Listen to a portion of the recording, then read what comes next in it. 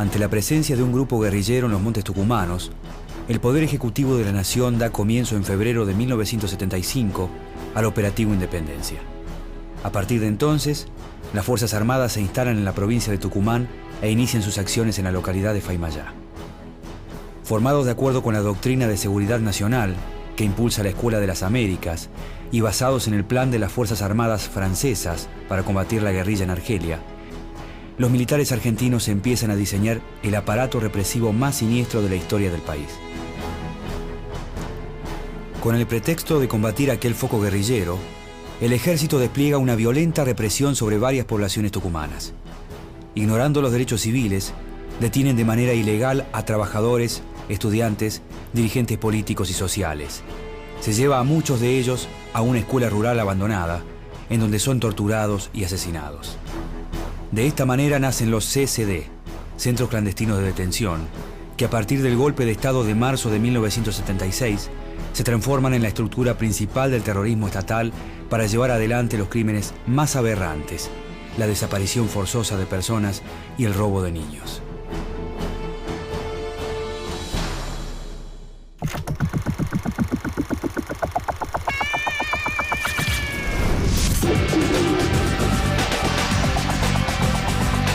El pueblo está firme y decidido a construir su destino por más represión que se aplique. El 6 de septiembre de 1930, el gobierno constitucional del presidente Hipólito Yrigoyen es derrocado por un golpe militar encabezado por el general José Félix Uriburu. Desde un comienzo la dictadura implementa una política autoritaria y restrictiva. Se dicta la ley marcial por la cual se fusila a una gran cantidad de obreros, la mayoría anarquistas. A su vez, cientos de políticos, intelectuales y trabajadores son encarcelados y torturados en el penal de máxima seguridad de Ushuaia. De este modo, las Fuerzas Armadas argentinas inician un período de dictaduras que tendrán el terrorismo de Estado de los años 70 su etapa más trágica. 16 años después, en 1946, el general Juan Domingo Perón es elegido presidente de la Nación. Con el peronismo en el poder, la represión estatal baja en intensidad. No obstante, varios dirigentes políticos e intelectuales opositores son perseguidos y encarcelados, y muchos de ellos denuncian haber sido torturados. Pero la violencia institucional comienza a crecer de manera sistemática a partir de 1955. En septiembre, Perón es depuesto por un nuevo golpe militar. La dictadura autodenominada Revolución Libertadora inicia una etapa de persecución y de represión contra militantes y dirigentes peronistas. En 1956, el gobierno militar que preside el general Pedro Eugenio Aramburu muestra su cara más violenta. Se fusila a obreros peronistas en los basurales de la localidad bonaerense de José León Suárez. Al mismo tiempo, militares opositores a la Revolución Libertadora y leales a Perón son ejecutados después de intentar llevar adelante un levantamiento contra la dictadura. En febrero de 1958, con el peronismo proscripto, es elegido presidente Arturo Frondizi, de la Unión Cívica Radical Intransigente. El incumplimiento de las promesas electorales y la implementación de una política económica de corte liberal provocan una profunda crisis social. En marzo de 1960, Frondizi decreta el plan Conintes, Conmoción Interior del Estado. Por medio de este, las policías provinciales son subordinadas a las Fuerzas Armadas y a estas se les otorga el poder de constituir consejos de guerra. A partir de entonces, se llevan adelante juicios sumarísimos que condenan a prisión a centenares de personas, en su mayoría obreros. 2 años después, la creciente conflictividad social y los incesantes planteos militares obligan a Frondizi a renunciar. En consecuencia, es reemplazado por el presidente del Senado, José María Guido. Durante el nuevo gobierno provisional, se produce un hecho que conmueve al movimiento obrero. El 23 de agosto de 1962, la policía de la provincia de Buenos Aires secuestra y da muerte a Felipe Vallese, un delegado metalúrgico y militante de la Juventud Peronista. Su cuerpo nunca aparece y por primera vez en las calles del país se habla de un desaparecido. En esta época, un grupo de militares argentinos asisten anualmente a una serie de conferencias que se llevan a cabo en Panamá, en la denominada Escuela de las Américas. Allí, bajo la tutela de Estados Unidos, se plantea la necesidad de trabajar en forma conjunta contra el avance del comunismo en el continente. De esta manera se diseña la doctrina de seguridad nacional, un sustento teórico ideológico sin bases legales que, con el pretexto de frenar la amenaza marxista, les otorga a las Fuerzas Armadas el poder de intervenir los gobiernos constitucionales. De este modo, en 1966 se produce otro golpe militar en el país. El 28 de junio, el presidente constitucional Arturo Illia es destituido por la dictadura de la autoproclamada Revolución Argentina, que designa como presidente al general Juan Carlos Onganía. Desde su llegada, la Revolución Argentina pone en marcha un violento aparato represivo. En distintas protestas, obreros y estudiantes son asesinados por las fuerzas de seguridad.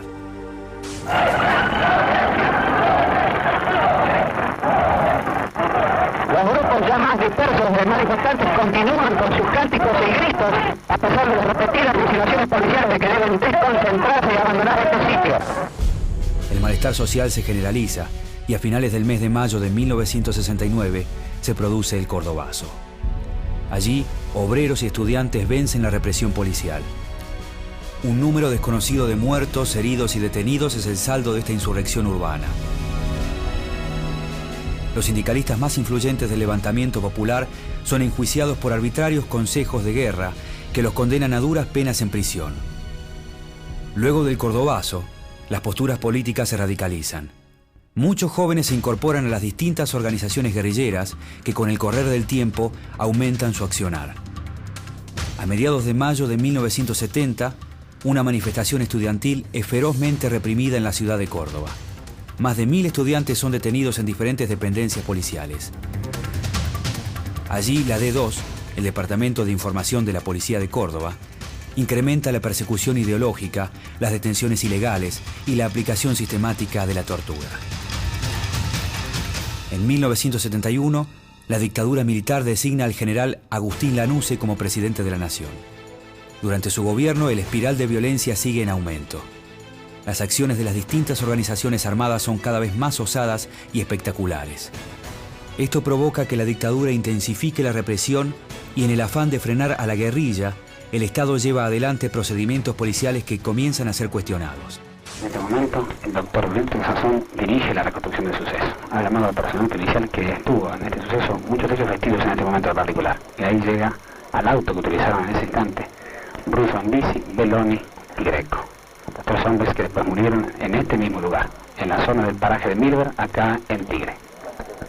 Señor, ¿usted está de Greco? Sí, señor. ¿Está contento con la reconstrucción como se está realizando? Completamente desconforme porque le pone una ametralladora en la mano, cuando mi hijo tenía un cigarrillo en la mano. Estaba tirado frente al pavimento y no estaba a un costado de la zanja como lo he visto. La distancia no guarda la distancia que corresponde de acuerdo al lugar del hecho. Señor, Lo único que pido que sea justicia como tiene que ser, y no se trate de ocultar nada. Lo digo abiertamente, sin tapujo de ninguna especie, señores. Masivas detenciones sin juicio y la sustracción de los detenidos a sus jueces pertinentes pueblan las cárceles de presos políticos. De este modo, cobran importancia las tareas realizadas por las distintas organizaciones de derechos humanos, como la COFAPEG y la OSPEG, formadas por familiares de presos políticos, estudiantiles y gremiales. Sus integrantes denuncian las condiciones inhumanas de prisión y la tortura sistemática a la que son sometidos los detenidos en los distintos penales del país. Algunos presos políticos mueren a causa de los tormentos que sufren en los interrogatorios y sus cuerpos son ocultados para borrar el crimen. Secuestrar, torturar, matar y desaparecer a las víctimas empieza a conformar la metodología más criminal de las fuerzas de seguridad del Estado. Poco a poco, algunos de estos crímenes se difunden a la opinión pública y se convierten en casos emblemáticos como el secuestro y desaparición del abogado de presos políticos Néstor Martins y su cliente Nildo Centeno. Nosotros somos una familia humilde. Nada tienen que hacer con mi esposo. Si me ponga la mano en el corazón que estoy sufriendo. Este es un drama ligado así accidentalmente al de un doctor, un abogado, doctor Rubén Martins.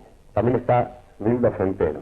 Un drama que ya lleva varias horas y que, según los organismos policiales, no se tiene noticia de que ninguna de las 2 personas estén a disposición de ninguna institución del Poder Ejecutivo ni de ningún organismo de represión. En este momento, algunos de los asistentes reclaman la libertad de muchos detenidos, de varios de ellos, que están dentro de un camión de asalto que han sido retenidos por efectivos de la Policía Federal, del Cuerpo de Guardia de Infantería. Estamos registrando todos los instantes de este suceso, que comenzó hace algunos minutos cuando la policía ingresó al hall central de tribunales y terminó con el acto que se desarrollaba en homenaje a los desaparecidos Martín y Centeno. En julio de 1971, por ser sospechosos de pertenecer a una organización armada, son secuestrados en la provincia de San Juan el matrimonio Verd y en la ciudad de Buenos Aires Juan Pablo Maestre y su esposa Mirta Misetich. Los 4 son asesinados y solamente el cuerpo de Maestre, que es enterrado como NN, aparece. Faltan pocos minutos para que los restos mortales de Juan Pablo Maestre, argentino de 28 años, asesinado justamente en la tarde del martes 13 de este julio, sean retirados por sus amigos, sus familiares, sus compañeros y llevados a la Chacarita. Mientras tanto, son buscados el paradero de su esposa, que desapareciera justo en el momento que fue asesinado Maestre. Tiempo después, ante un presunto atentado contra el general Lanusse, el dirigente del PRT-ERP, Luis Pujals, desaparece luego de ser detenido. Sí, yo le señalo que si yo me pongo a hablar de los problemas económicos con mis hijos, uno de mis hijos me pregunta si es más importante el crecimiento del Producto Bruto o la desaparición de Pujals. Nosotros que tenemos una clara formación democrática y con un gran impulso, o le diría más, con un gran contenido de respeto por la individualidad y las garantías personales, yo estoy mucho más preocupado por las razones de tipo fundamental que afectan la seguridad personal y las garantías individuales que por las razones de tipo económico. En agosto de 1972, la violencia institucional se hace presente una vez más. 16 presos políticos mueren fusilados en la base Almirante Sar de la ciudad de Trelew, y en sus funerales se producen violentas intervenciones de las fuerzas de seguridad. Por ese entonces, la dictadura militar de Lanusse llama a elecciones para marzo de 1973. Pero durante la campaña electoral, el régimen continúa con la acción represiva contra militantes y dirigentes políticos. Hemos sido atacados en varios lugares de la provincia mientras desarrollábamos actividades proselitistas, mientras se pegaban carteles o se planificaban concentraciones del peronismo. Los compañeros nuestros fueron atacados con armas, ametralladoras y pistolas que evidentemente han sido entregadas por la policía de la provincia. El 11 de marzo de 1973, Héctor Cámpora se consagra como presidente de la Nación. El 25 de mayo, día de su asunción, decreta la libertad de todos los presos políticos del país. Cárcel de encausados de Córdoba. Adentro, tinieblas y opresión. Afuera, el sol y la libertad. Gran cantidad de personas se ha reunido en las puertas del presidio con el propósito de asistir a la libertad de los presos políticos que se encuentran detenidos en este lugar. Al mismo tiempo, con su partido en el poder, el regreso de Perón a la Argentina después de 18 años de exilio es un hecho. Pero la llamada primavera camporista dura poco. Los sectores de derecha y de izquierda del movimiento peronista intensifican su enfrentamiento e inician una escalada de violencia que obliga a Cámpora a renunciar. En septiembre, Juan Domingo Perón es elegido presidente por tercera vez. Durante su gobierno, la violencia generada desde el Estado vuelve a crecer. Comienza a actuar la Alianza Anticomunista Argentina, la AAA, una organización armada paramilitar tutelada por el ministro de Bienestar Social, José López Rega, y por el comisario general de la Policía Federal, Alberto Villar. Esta estructura terrorista lleva adelante una ola de atentados y asesinatos contra dirigentes obreros, estudiantiles, sociales y políticos. El terrorismo organizado desde el Estado tampoco respeta las fronteras y por entonces se realizan operaciones conjuntas con fuerzas de seguridad de países limítrofes, procedimiento que se conocerá posteriormente como el Plan Cóndor. Se trata del secuestro de 2 ciudadanos brasileños, realizado por un grupo de personas que dijeron pertenecer a la Policía Federal, encabezados por un individuo de acento brasileño que por todas las evidencias se trata de un miembro de la policía brasileña que de esta manera violó la soberanía argentina con este secuestro de estos 2 ciudadanos. Yo apelo a las autoridades argentinas, a General Perón, que faça algo, que nos devolvan nuestros esposos. Para 1974, el ataque a las instituciones democráticas se incrementa. En la ciudad de Córdoba, en abierta connivencia con el gobierno nacional, el jefe de policía, teniente coronel Antonio Domingo Navarro, detiene y destituye al gobernador Ricardo Obregón Cano y al vicegobernador Atilio López. A partir de entonces, y principalmente bajo la intervención del brigadier Oscar Lacabane, comienza a actuar de manera sistemática la versión local de la AAA, el Comando Libertadores de América. Integrada por militares, policías y civiles que actúan con el apoyo del jefe del Tercer Cuerpo de Ejército, el general Luciano Benjamín Menéndez, esta organización desarrolla numerosos dispositivos para instalar el miedo y la desmovilización social. Yo entiendo de que en ningún momento ha estado ausente el Tercer Cuerpo de Ejército en la persona de su comandante y del segundo comandante, como en las unidades de los operativos y de la lucha contra la guerrilla. Permanentemente ha sido el contacto, la colaboración, no la colaboración. Directamente la intervención a la par de la policía de la provincia de Córdoba. Es un ejemplo de cómo, complementándose las fuerzas militares y las fuerzas policiales, la guerrilla va a terminar absolutamente acá en esta provincia. Con la muerte de Perón, el 1 de julio de 1974, su esposa María Estela Martínez, Isabel, asume la presidencia de la nación.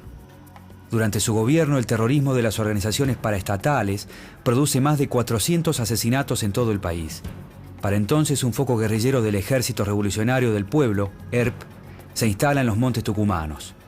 Como respuesta, en febrero de 1975, el gobierno de Isabel Perón, a través del decreto número 261, autoriza al ejército a ejecutar las operaciones militares que sean necesarias a efectos de neutralizar y o aniquilar el accionar de elementos subversivos que actúan en Tucumán. De esta manera, al mando del general Agdel Vilas, comienza el denominado Operativo Independencia. Desde este momento se descarga sobre varias poblaciones tucumanas una feroz represión. Con el pretexto de encontrar información que les permita atacar al grupo guerrillero apostado en los cerros, las Fuerzas Armadas desconocen los derechos civiles y arremeten de manera criminal contra entidades sociales, políticas, sindicales y estudiantiles. El comando de operaciones del general Vilas se asienta en la localidad de Faymayá y comienza a desarrollar la metodología represiva más siniestra de la historia argentina. En la escuela rural Diego de Rojas, Vilas pone en funcionamiento el primer centro clandestino de detención, estructura fundamental para llevar adelante el plan sistemático de desaparición de personas.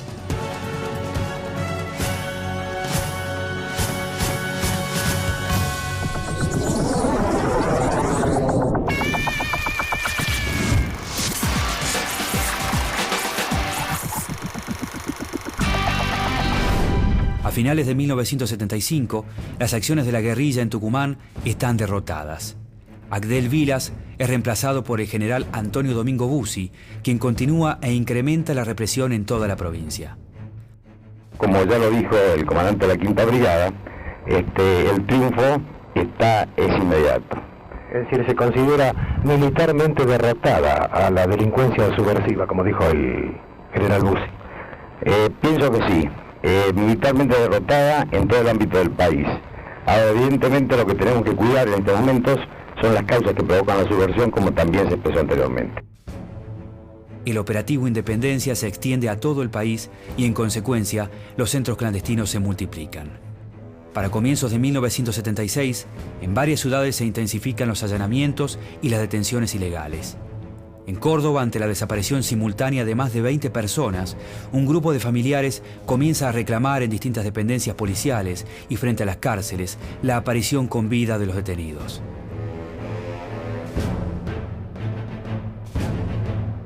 El 24 de marzo de 1976, las Fuerzas Armadas derrocan el gobierno de Isabel Perón.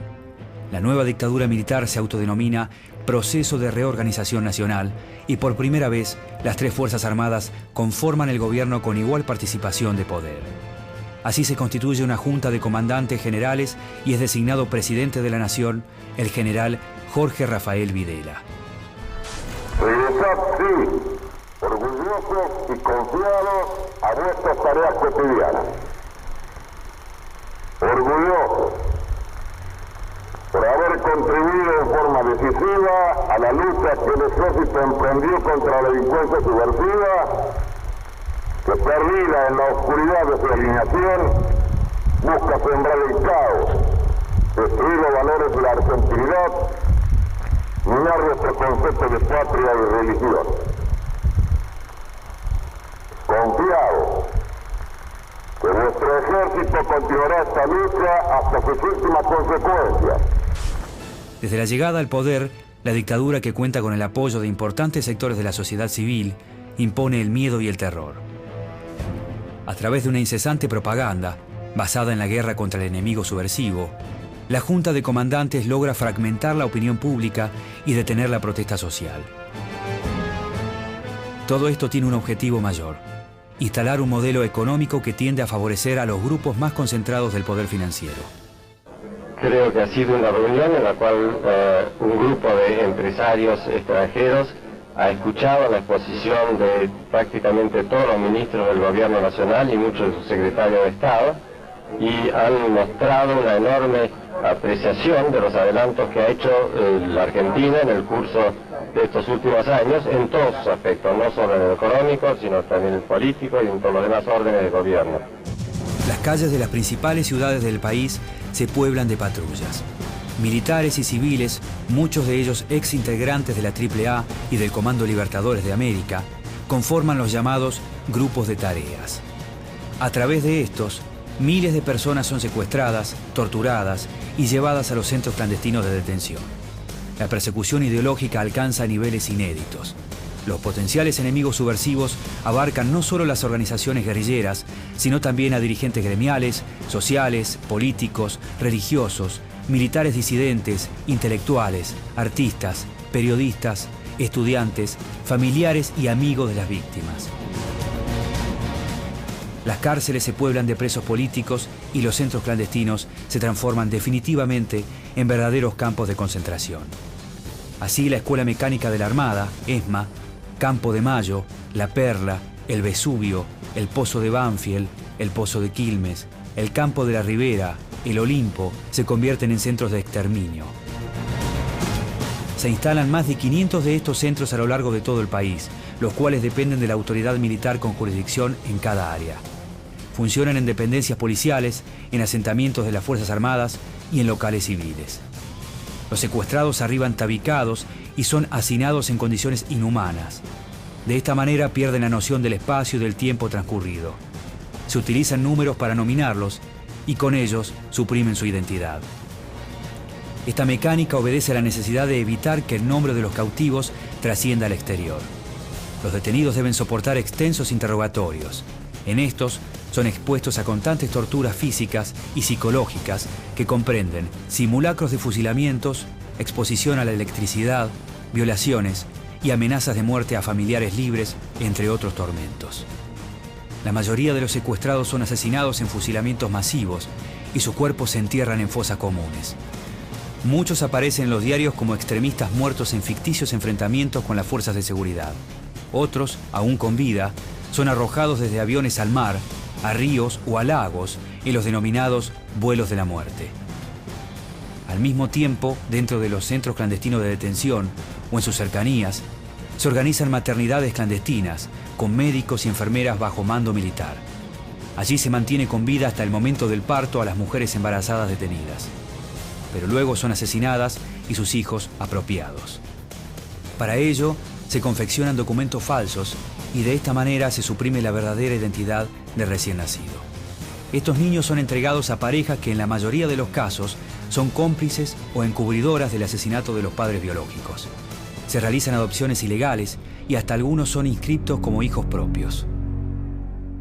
Lo que podría decir es que estamos en un momento difícil, porque esta etapa es de recuperación, pero además encontramos obstáculos externos e internos, como es la violencia, la subversión, que todavía hacen más dificultoso el proceso. Sin embargo, nuestro país nos asegura a nosotros una gran esperanza, porque estudiando la historia del mismo, siempre este país ha tenido recursos humanos y recursos naturales como para poder salir de cualquier situación dificultosa. El apoyo decidido de la mayor parte de la jerarquía católica a las Fuerzas Armadas resulta un gran aporte para lograr legitimar el plan de exterminio. Pero aún más importante es la tarea que cumplen las vicarías castrenses. Desde los cuarteles, los sacerdotes se ocupan de alentar a los militares en operaciones y de reconfortar sus conciencias luego de cometer los crímenes más aberrantes. Y se inclina hacia ellos, perdonando sus extravíos. Creador y Señor del universo, quiere sin embargo ser llamado Padre por sus criaturas. Todopoderoso, pide sin embargo al hombre que le ayude a construir su reino de verdad y de vida.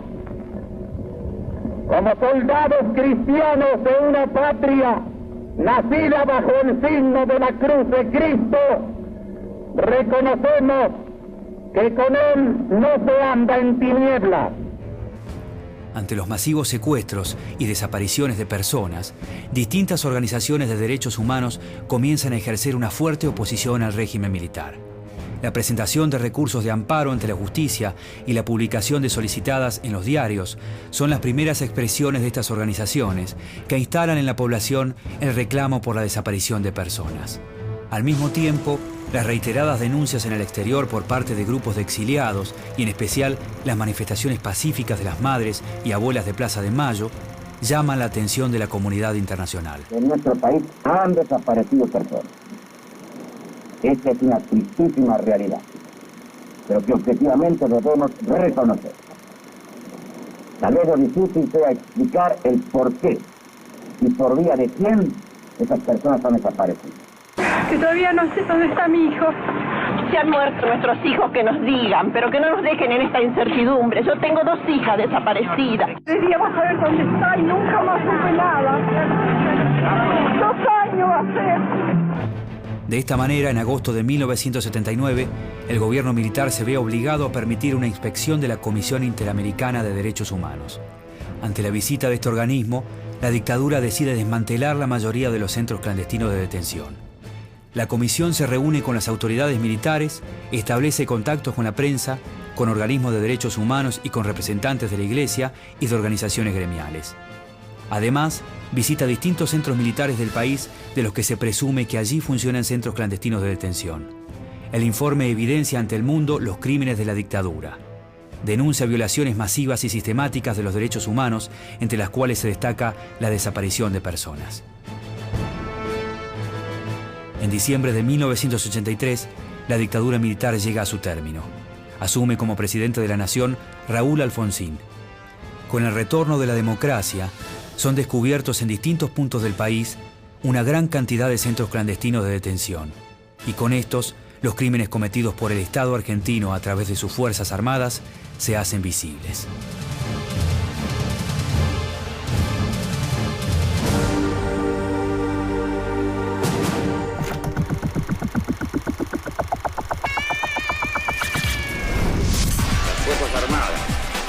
Produjeron la única respuesta posible. No hay enemigo pequeño ni fuerza desdeñable, porque ya no hay pueblos aislados.